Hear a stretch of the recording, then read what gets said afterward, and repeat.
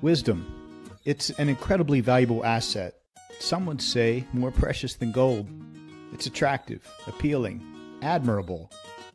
Conversely, a lack of wisdom is the basis of immaturity, blind spots, and bad decisions.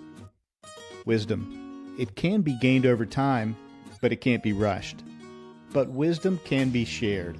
That's precisely what we are here to do right now. Today, we are here to hack wisdom, to distill it, to understand it, and to process it.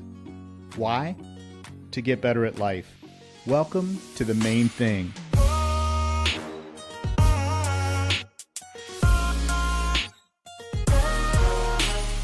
This is your new 9-minute podcast.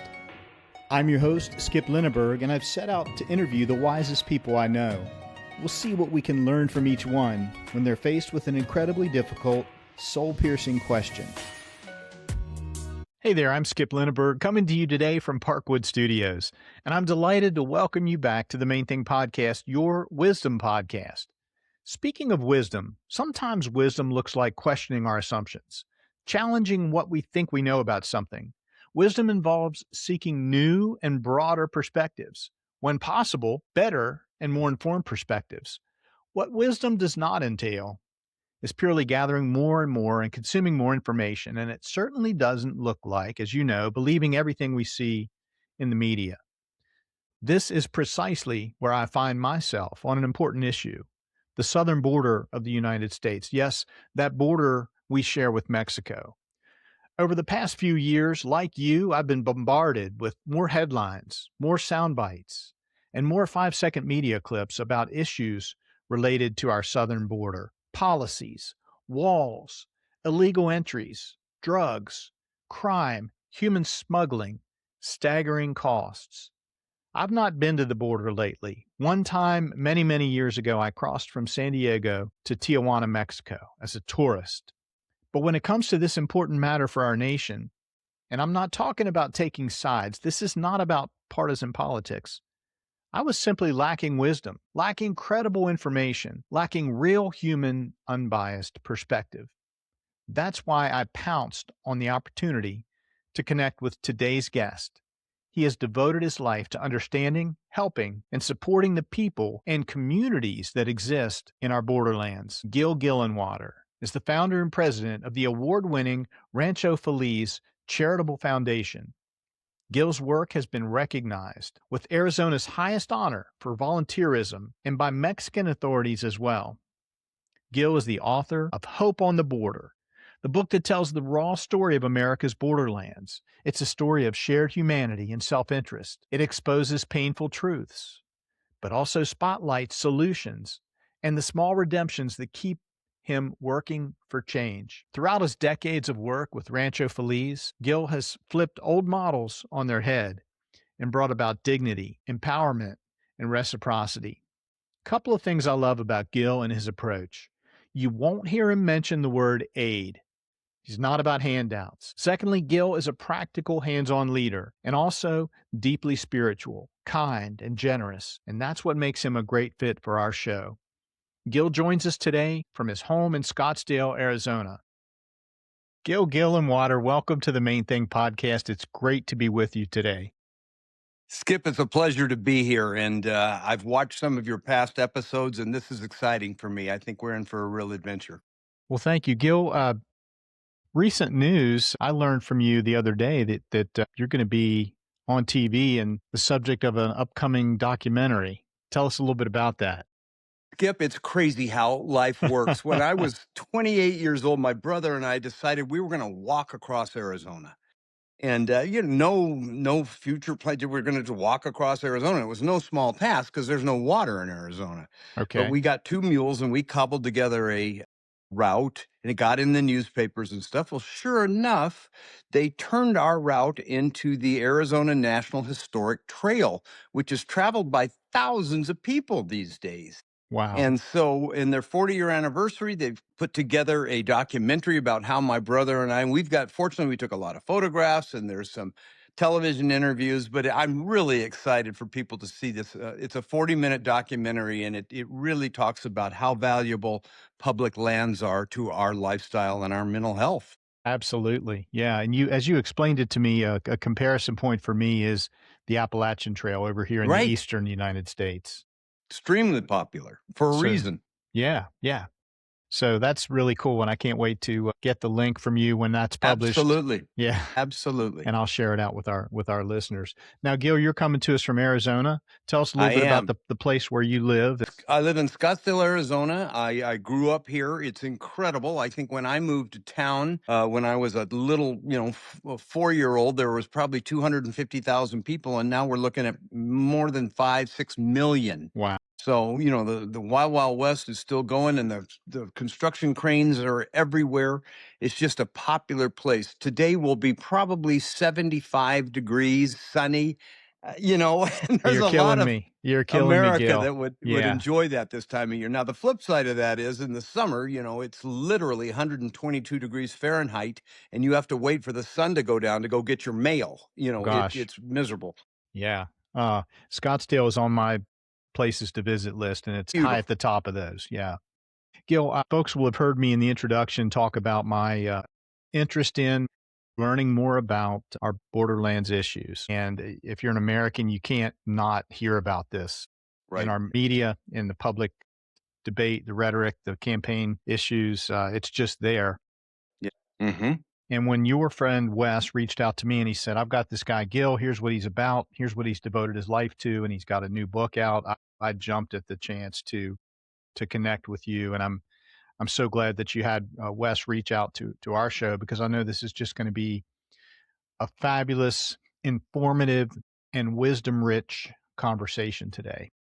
Well, I appreciate that. I'm in close proximity. I mean, from where I am in the bubble of affluence here in Scottsdale, Arizona, 5-hour drive, and I can be in poverty that I've encountered in Bangladesh and places like that. It's hard to believe. Well, Gil, let's get into that a little bit. What first drew your attention to the border, the borderlands, and why have you devoted so much of your life to this region and its people? I've often thought about that myself. I've always liked Mexico. I was introduced to Mexico by my father early on, just some trips down and back, and I knew that there was poverty there.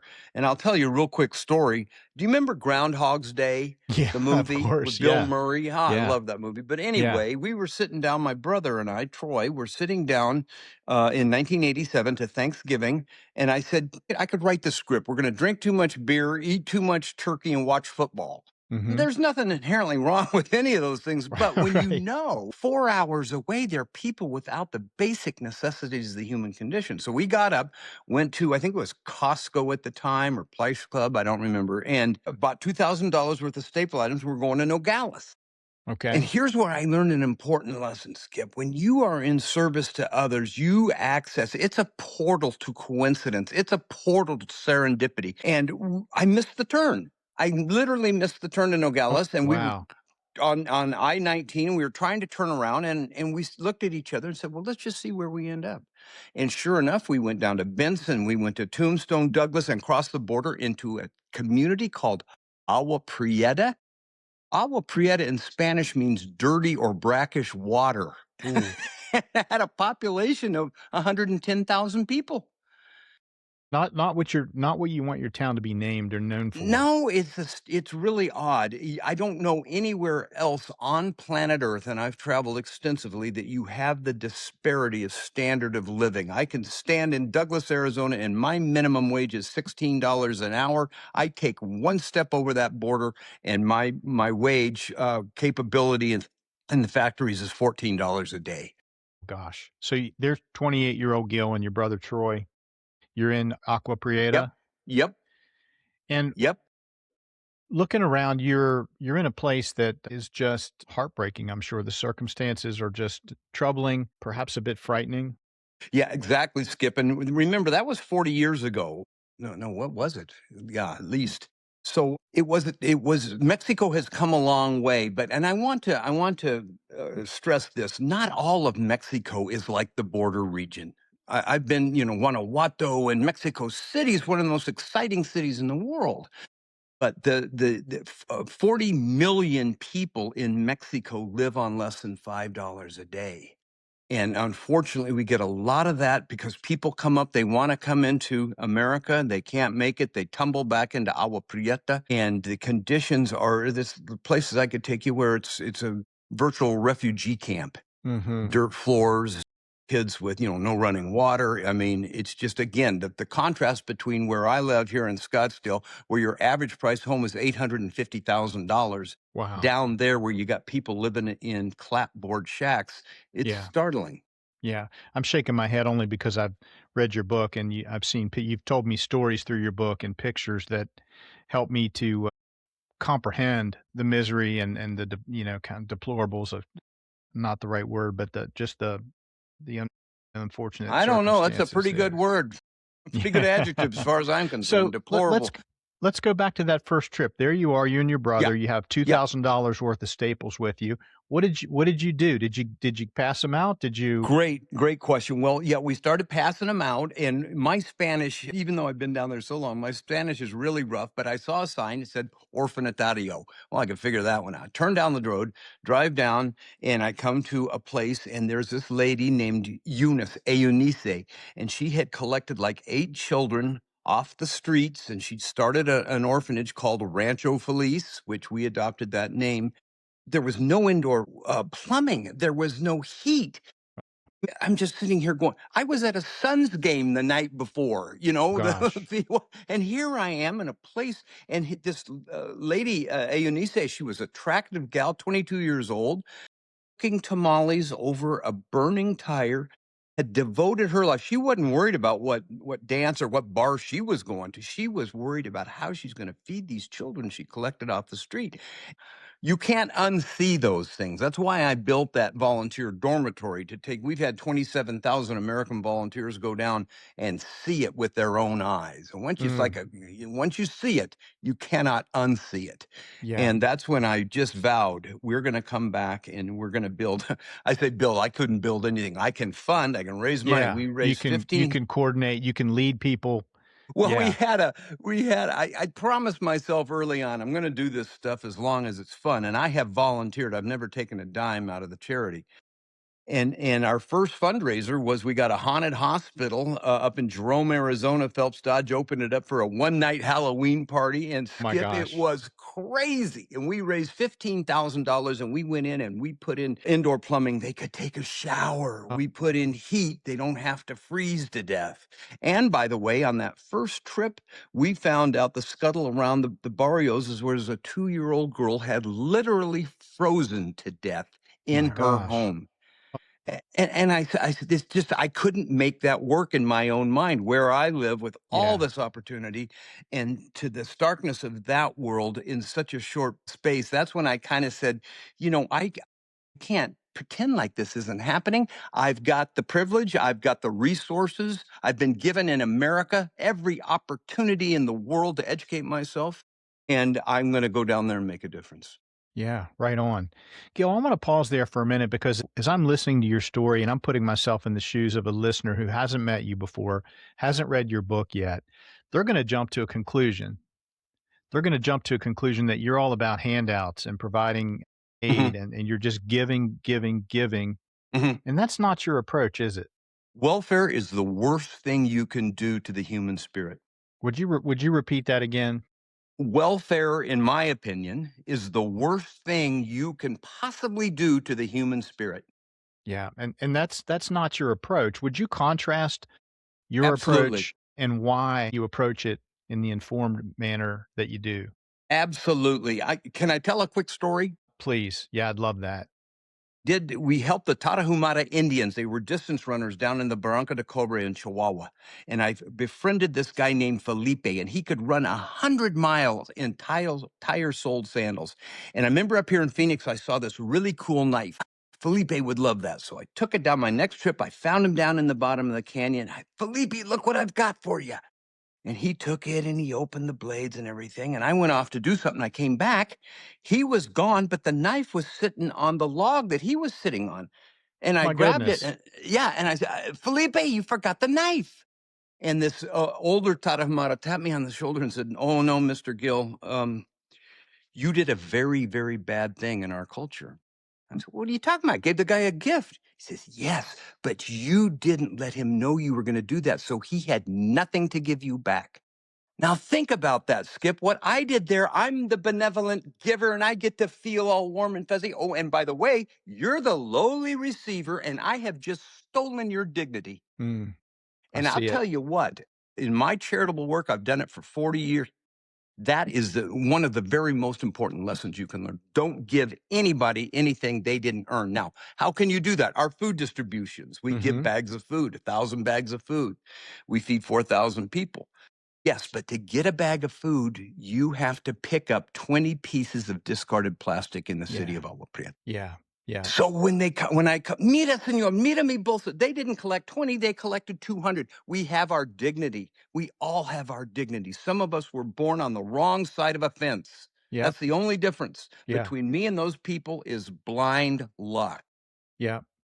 So they're not So getting a handout. They're working to earn something. they're working for it, and it's we clean up. I was like 480,000 pounds of trash over the last several years off That's the city awesome. streets, and it's not even that. It's the fact that they contributed. I call it reciprocal giving. You have Yeah. to involve both parties in the transaction. Yeah. I love that approach, and it makes sense to me. It is infused with dignity on all sides. Absolutely. Yeah. Yeah. Gil, I want to talk a little bit more about the border, and then we're talk about your book because your book is awesome, and it's right here behind me on the shelf and the edge of the frame. But Gil, the what's the reality of our border between the United States and Mexico? What are we not seeing, and what should Americans understand to have that wiser, broader Yeah. perspective? Well, first of all, they should understand if you were born in the United States of America, you won the largest lottery ever conducted. You are living, if you make $60,000 or more, you are in the top 1% of planet Earth. Amazing. Yeah. 4 billion people live on less than $7 a day. So here's the first thing. And I love the way Tony Blair said that. He said, "What do you think of America?" Tony Blair, the former prime minister of England, Yeah. he said, "I'll tell British Prime Minister. Yeah. Absolutely. So I'll tell you what I think of it. I judge a country by how many people are trying to get in versus how many people are trying to get out. Okay. And Sure. so that is why we have this lifestyle. We live a bit in a bubble. We don't understand the force that our life, when people get on the internet and see how we live and the attraction of consumerism and money, which in my estimation is kind of a detriment to us these days. I mean, the World Happiness Report just came out for people under 30, ranked 100. No, America ranked 62 out of 143 countries. Wow. We're not No. happy No. people here, even though we've got all this wealth. And so that's number one. You got to recognize that this wealth disparity. Of course, people are going to want to try to come in. But who's going to take care of 4 billion people? We can't Yeah. feed everybody. But the Right. problem is, Skip, and we have a hand in this. Number one, if you came over and you wanted to apply for asylum, it can be up to 15 years or longer. Our asylum program is broken. Our My gosh. citizenship, So there's a big one that we don't often hear about. right. Keep going. What Okay. else? What else are Okay. we not How about seeing? this, Skip? Mexico is one of the most dangerous countries in the world as far as murders with the drug smuggling and everything. Mhm. 98% of the murders in Mexico are committed with guns that are either manufactured in America or smuggled through America. My So we gosh. have a hand in that little problem. Yeah. We are the largest consumer of illegal drugs in the world. And Mexico's going to supply those drugs. Whose fault is that? Is it Mm. their fault? Or is it the people that are sniffing it up their damn noses? So There's number the three. drugs are coming north, Right. and the Iron River, you call it, right? The Iron River. Those You iron did gun read the book. barrels are flowing south. So Yes. those things that I mean, that's just pure economics, isn't it? E Pretty much every problem with the border is pure economics. Mhm. We live in a Mhm. capitalistic country, and I love capitalism, but when it becomes your god, you're in trouble. Unbridled Yeah. capitalism is a feeding frenzy, and I think Yeah. that's kind of what we're seeing right now. Yeah. But the other one, if I was 20, 30 years younger, I would take on the maquiladores, the fair trade agreement of 1974, NAFTA. Hmm. allowed American companies, and there's 3,000 of them, to step right across the border, open a plant, and pay people indentured servitude wages, $14 a day. Now, you tell me, Skip, their cost of goods are 80% of what I pay in Scottsdale. How do you raise a family on $14 a day? Nah. So Gil Gillenwater can buy a deceptively cheap flat screen TV at Or Costco. or refrigerator or A dishwasher. refrigerator, Yeah. absolutely. You Yeah. get that deal. How in the world can they make it for that? Well, here's how they make it. They take advantage of it, people, and American are supporting that. So I guess my message here is America has as much or more of a role in the problems on the border than Mexico ever thought about. And I know again from talking to you and reading your book that it's not just about the building the wall's not going to fix it. Right. It'll help. You know what I like about building the wall? I Tell walk us. those migrant trails and I find the dead bodies. There haven't been any lately because they can't get across. Okay. I think a wall is a bizarre 17th century solution to a 21st century problem. Yeah. But what they're coming up now, though, the Border Patrol, they're actually getting drone technology from Ukraine, bringing that over. So we'll have a virtual wall, Skip. Gil, I want to just pause again, like I did a moment ago. And the other conclusion that someone listening right now might be inclined to jump to is that Gil is just in favor of just invite them all in. Let's open up the doors there on the southern back door and let everybody come in. And I Hmm. know that's not you. That's not Hmm. your position. Hmm. Would you tell us a little bit about why a sovereign nation like the United States shouldn't do that, and what we should do instead of letting everyone just flow Right. It'd free will be across the border? It'd be wonderful if we lived in a world where that would work, but we don't. We just don't. We just talked about the wealth disparity, and we Yes. just can't open our gates to everybody. Number one, we can't afford it. It's physically impossible. We can't afford to subsidize millions and millions and millions of people.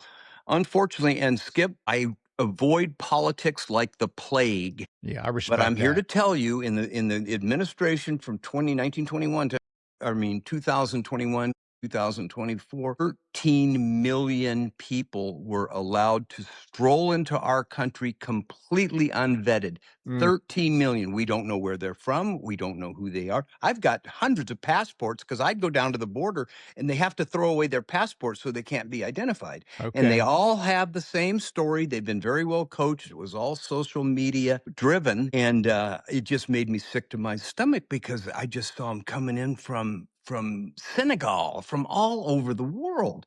And that just can't work. So, fortunately, that has been stopped. There is no illegal immigration anymore. The policies have changed, and they could have at any time. I am still at a loss as to Yeah. why did the politicians in power at that time allow that to happen. I will tell you, it's been my observation that they're really not interested in solving the border problem. They're interested in maintaining their power base. Okay.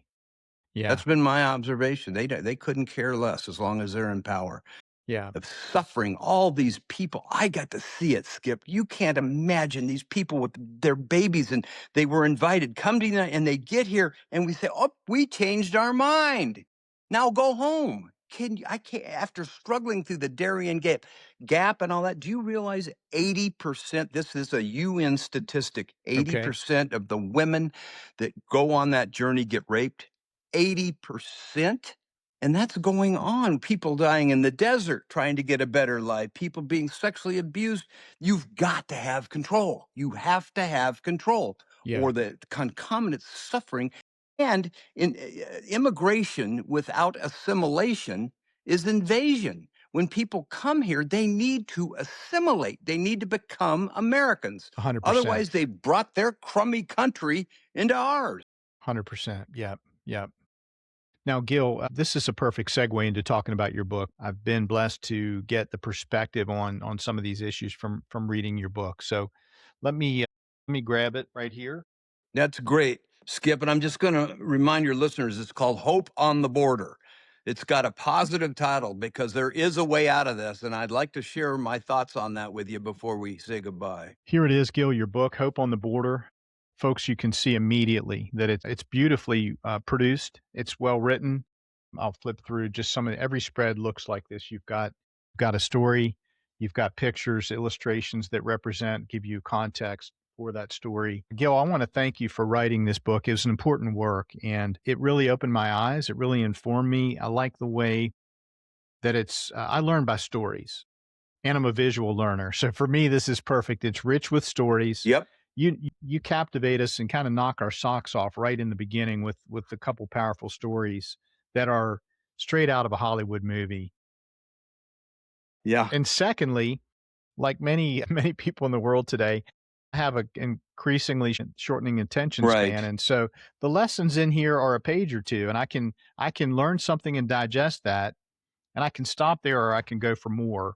And along the way, I've got the visual that helps me to contextualize that. So I just think it's a fabulous book. You talk about the economics, you talk about the human suffering, you talk about the wall itself, you talk about the geography, you talk about the journey that people make, and sometimes how they will pay a guide to honcho them through a dangerous pass and hopefully get them across the border, and how that often doesn't work out Right. and what happens when it doesn't. Right. You talk about the culture and the history and the spirituality of Mexico, and it's excellent. I can't recommend it any stronger. It's a great, important read.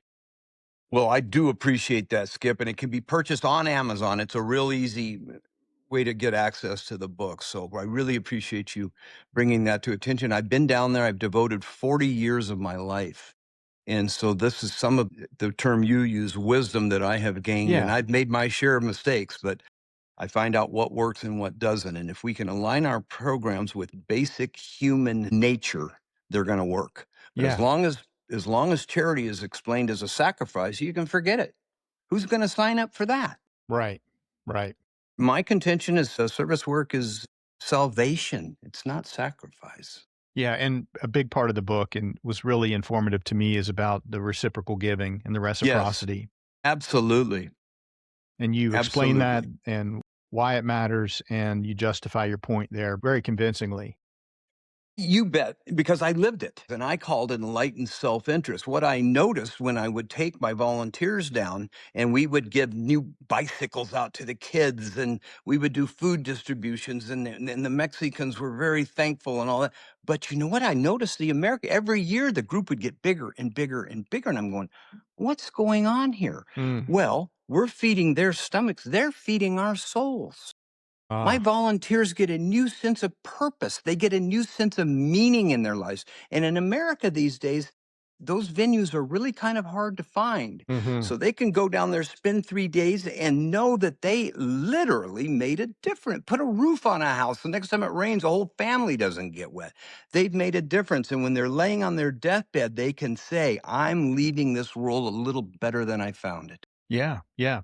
Gil, talk a little bit more about how many trips you've made down there and the kinds of projects, the kind of service projects that you've done. I'd like to hear a little bit more about that. Absolutely. In fact, I put some of that down. I'm just going to tell you off the top of my head. I know for a fact we've issued over 4,000 scholarships. I'm big on education, Mhm. but we've issued 6,800 diplomas for adult learning. We have adult learning classes where they can Awesome. get the, because in the maquilas, if you get a GED equivalent graduation certificate, you make an extra $2 a day. That doesn't sound like much to me and you, but when $14 is your base, it means Yeah. something.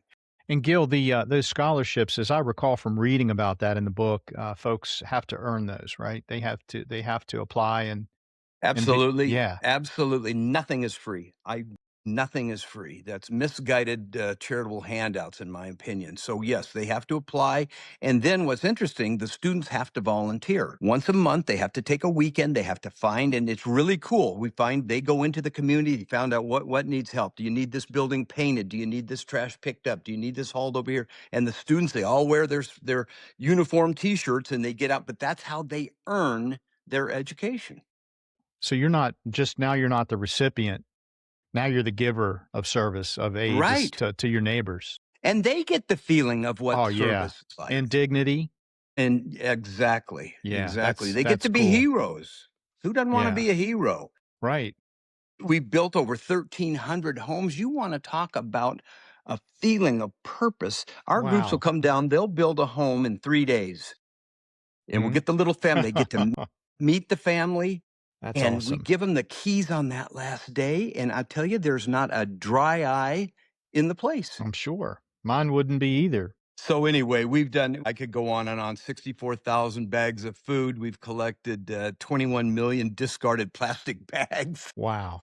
We've done a lot. We've got a big footprint down there, and it's interesting because 2,000-mile border, I don't know another organization that has accomplished what we've been able to do down there, and Yeah, I'm anxious to see somebody come in and replicate it sure. because we just deeded over $1.8 million in equity on homes. We've created a Mexican middle class down. Yeah, that's awesome.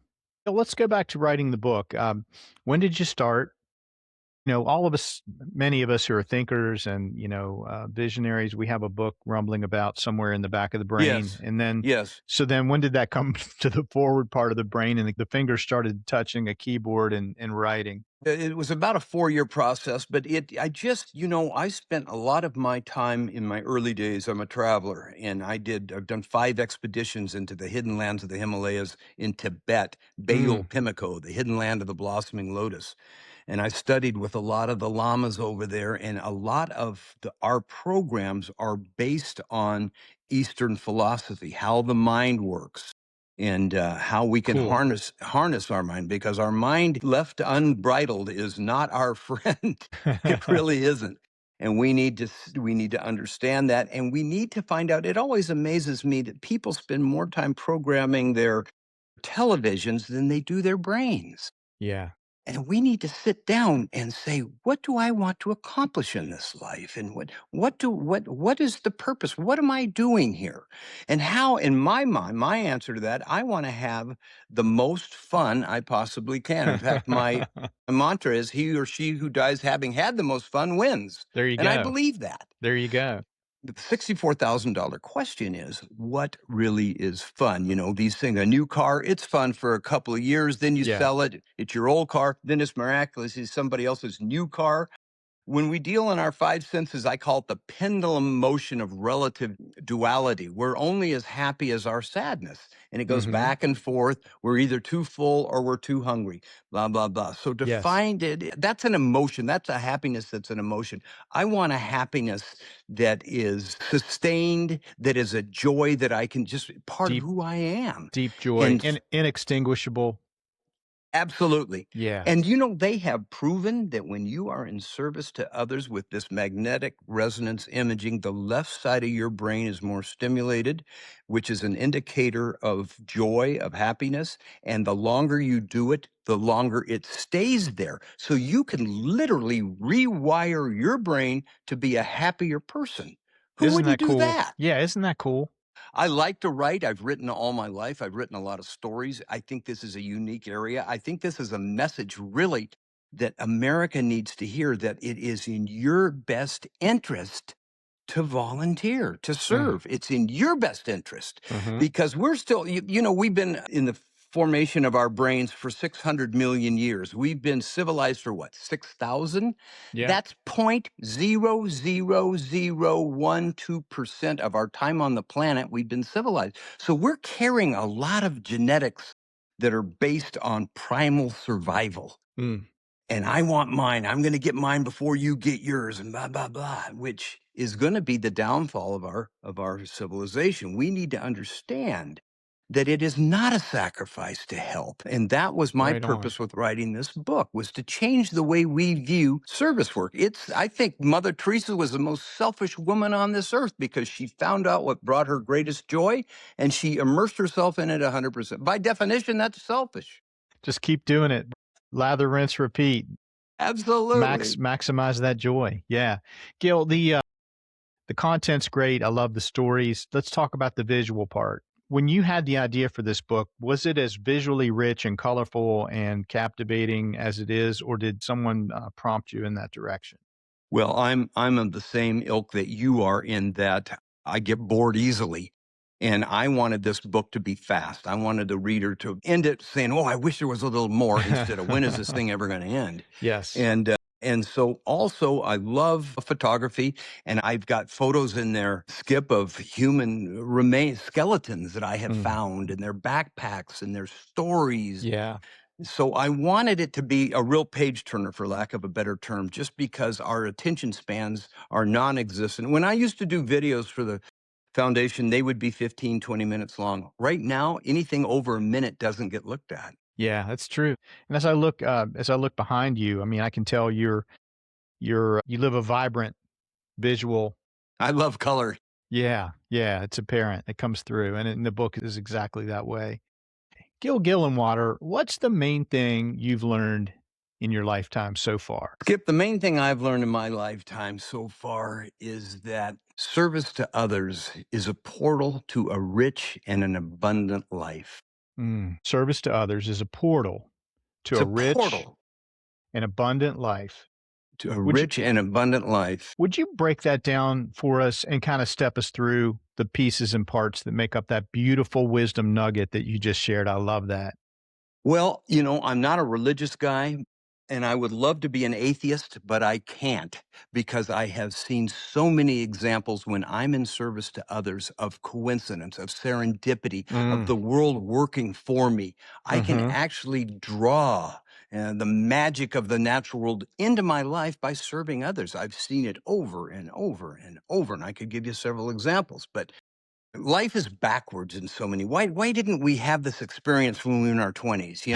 You have to go through it, I guess. But if I were to tell somebody young, want a rich, abundant, meaningful, purposeful life, serve others. It Mhm. sounds paradoxical. You'd think here, how can I have an abundant life when I'm giving away? It's a law of physics. It just works. Yeah, It works. It's been yeah, my experience. It's hard to quantify and qualify from a scientific level. But again, I can just tell you what my experience is. It's brought wonderful people into my life, wonderful situations, and it has worked in my benefit in my job. It just has. yeah, yeah. Also, as I internalize what you're talking about, and I think about those times of service where I've opened that portal, so to speak, Yes, just a feeling of awe and yes, wonder that catches your breath right here, yes. and you're surprised and you're in awe in a rich and unexpected way. That man, that's what boy that just gets the juices flowing for me. Yes, absolutely. I refer to that magic instant when I hand a bag of food and I look in that recipient's eyes and they look in my eyes. There's that moment of recognition of our shared human existence. And Yeah. my saying is, I love the me I see in you. Yeah. It's not separate. It's not love thy neighbor. My neighbor's over here. No, we're not separate. I'm you. You are me. And the truth of the matter is that's even the physics of how it works. Your main thing, service to others, is a portal to a rich and abundant life.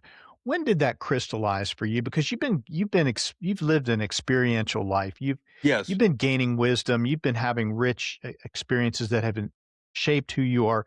When did this one stick to say this is the main thing? This is the north on my compass. Yes. Well, I think it was in Agua Prieta. I started giving probably out of guilt. Well, why do I get all this and they don't get it? So That's honest. That's no. honest and fair. Yeah. But the more I got into it, and the more I saw our interconnected nature, and more than that, even is how I can enrich my life. Go down and be Santa Claus for 3 days. Who doesn't want to do that? Hmm. I mean, it brings such joy. When I give somebody a house or they earn the house, and I turn the keys over to them, it's as close, I think, as any human will ever get to playing God because Hmm. I have completely changed the trajectory of that entire family. And Hmm. with education, it's a geometric progression that goes out there with no logical end. And Yeah. man, in my book, that is power. And I'm Right on. addicted to it. Same thing, I'm sure, when you award and bestow that diploma on someone Absolutely. who's come through the scholarship program and earned a GED. Skip, we've got a young man that grew up in a dirt floored shack who is now working in Berlin for Rolls Royce.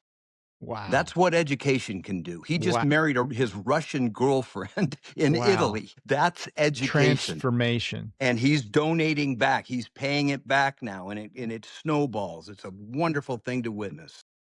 Gil, if someone listening right now doesn't come into our conversation with the same awareness of the importance and the impact of service, if they're not living a life of service, what is their life going to feel like? And what are some of the pain points, some of the symptoms that could indicate to them that, hey, I need to Yeah. focus on this. I need to dig into service to others. Interesting, interesting, because our culture, this whole selfie, this whole social media culture, here is a law of spiritual physics. The Okay. more time you spend on yourself, the unhappier you are going to be. Yeah. The more time you spend in service to others, the happier you're going to be. Now, Mm. which it's not a tough choice, but it's just a fact. This idea of walking around taking pictures of yourself all day, it just this internal the weight you this weighted ego, and you're carrying that around all the time. And if you look around, people aren't in America aren't happy. As I mentioned earlier, our Yeah. happiness was plummeting. Mexico ranked number 25. There's a paradox. Wow. They're a happier country, but yet they're trying to get into an unhappier country. Go Yeah. figure that one out. Now, Yeah. I think it's because of money. We've given an inordinate amount of attention to money as the cure for our happiness, Yeah. and it just doesn't work that way, unfortunately. Let me brainstorm with you for a moment Sure. on this idea of symptoms and pain points. Hmm. Someone that hasn't received this wisdom that we're unpacking here, they might be feeling lost. Hmm. They might be feeling that their life lacks meaning or Hmm. purpose. Hmm. Fair? Hmm. Yeah. They might be feeling hollow or, How about lonely? yeah, lonely. Right on. How Okay. about lonely? So if you're listening and these are the things that you're feeling, dig into service to others. RanchoFelice.com. Come down and volunteer with us. We built the most beautiful dormitory, and we've got these rich weekends where you can fly right into Tucson, and we'll take you down there. I Mm, guarantee you, when I take you into that barrio and you're doing a pinata for these beautiful little children, you're not thinking about your problems. You just yeah. aren't. You're thinking of, gosh, I am so fortunate to be born over there. Gil, that sounds like a real sincere invitation to anyone who's listening to go to Yeah, your website, absolutely. Rancho That's why I Feliz. built it. We've had 28,000 people cross the border, come stay in our dormitory, go out, and we have private rooms too. Go out in the community. We've got work projects. I've got a bunch of different things you can do, and feed your soul. Feed your soul for 3 days and come back. And I tell you what, all of a sudden your problems don't look all that big or important. We've landed on it in a bunch of different conversation threads, but let's step back and introduce us for the first time to Rancho Feliz, your charitable foundation, where it is, what how it exists, what it looks like, and how folks can connect with it. Absolutely. Well, it's interesting because it started out taking old clothes down to Mexico, as we discussed. The main focus of our organization, Rancho Feliz, is to give American volunteers a sense of purpose, a sense of meaning that they Mhm. cannot find in their own country. Mhm. And oh, and by the way, a Mexican gets a house. Yeah, Yeah, oh, I by mean, the the way, byproduct is that's a great. big oh, by the way. Yeah, but it's not my primary concern. My primary concern is I've got a lot of unhappy people. The suicide rate in preteens right now is off the charts. Yeah, it What is is. that Mm. about?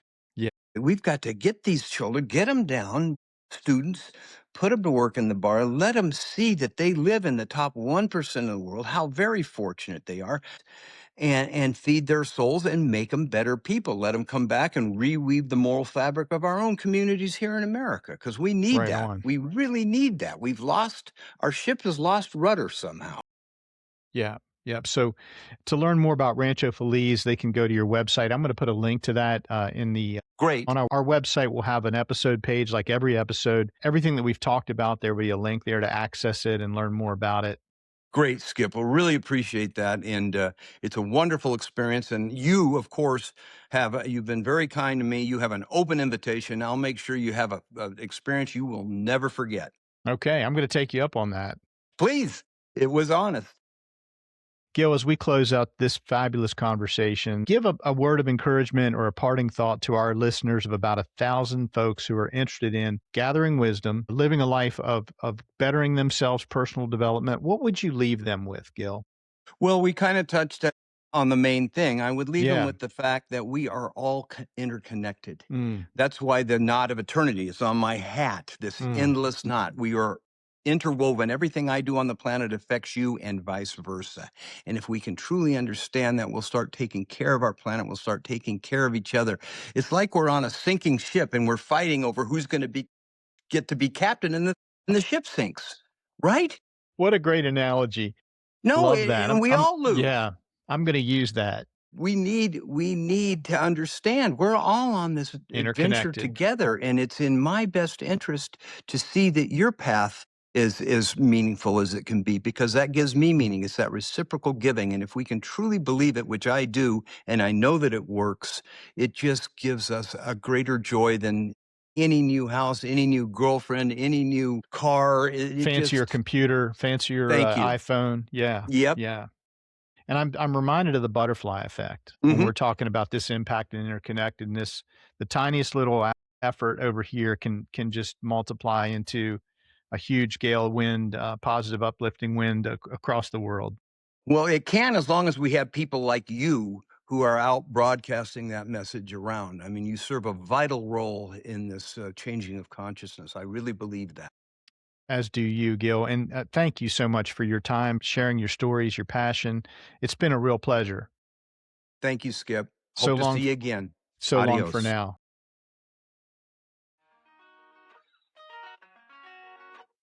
That goes by incredibly fast, doesn't it? Time flies when you're hacking wisdom. Thank you for listening to this wisdom conversation. Let's give a big hearty thank you to the crew of the Main Thing podcast. These are the folks who truly keep the wisdom pipeline flowing. Audio engineer Bob Hotchkiss, strategy advisor Andy Malinowski, public relations and partnerships guru Rachel Bell, social media and digital marketing expert Chloe Linneberg, graphic designer Emma Malinowski, and of course our patrons, those generous folks who provide monthly funding support to help underwrite our costs of production. I couldn't do it without you, nor would I want to. Your feedback matters a lot. If you have a question, a suggestion, maybe an idea, or even a nomination of a future show guest, I'd love to hear from you. Email me at info@themainthingpodcast.com. Well, that's a wrap for this show. I'm your host, Skip Linneberg, signing off for now and inviting you to join us again next time for another special delivery of wisdom.